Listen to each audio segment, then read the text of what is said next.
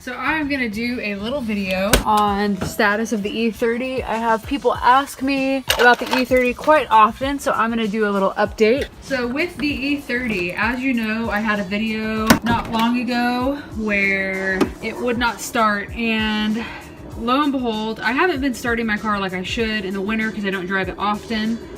I haven't been starting it like I should because I need to replace the timing belt. The timing belt never got replaced before I bought it.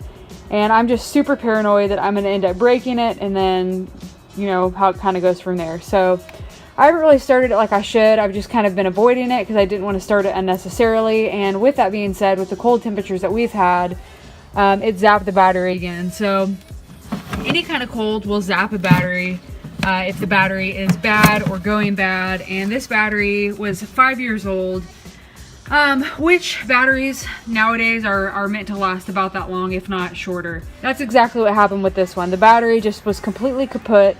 I tried to start it 2 days ago, and it wouldn't start at all. So instead of doing a slow drip to the battery like I did before, I decided to replace the battery because the E30 next week is going to get its timing belt replaced. I'm going to get that out of the way. I googled a lot of videos on how to do it, and it is just way extensive, way more than what I'm wanting to do. So my buddy who's a mechanic, he's going to be doing it for me, and I went and replaced the battery yesterday to get that all prepped to be able to drive my car to him next week. So what I did was I just went to Walmart. I replaced it with the exact same battery. It lasted 5 years, so I'm fine with the battery lasting 5 years.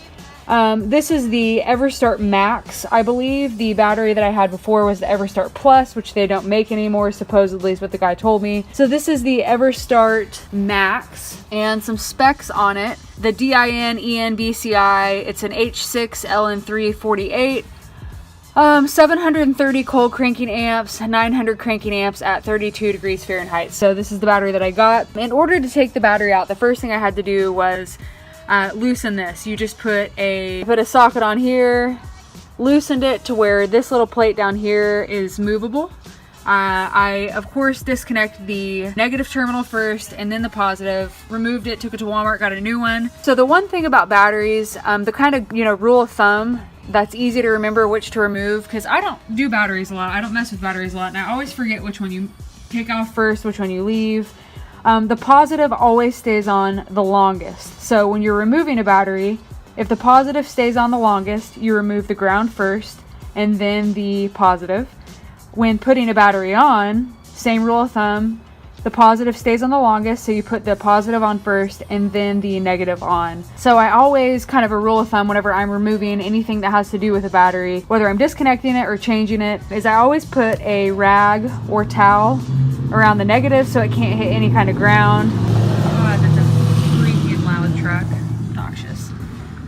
Sounded good though. Like I said, if you just kind of go by the rule of thumb of the positive stays on the longest, it's the last one you take off when you're removing the battery, and it's the first one that you put on when you're putting a new battery in. So that is kind of an update on the E30. Oh, probably need to put this back.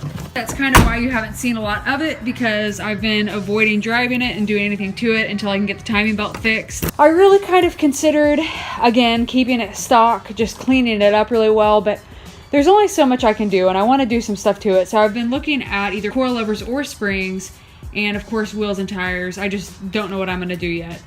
That is it. That's an update on the E30. A quick little update as to why I haven't really driven it, and why you haven't seen a lot of it in the channel. But next week, like I said, the timing belt's going to be replaced, and we will start getting after this thing.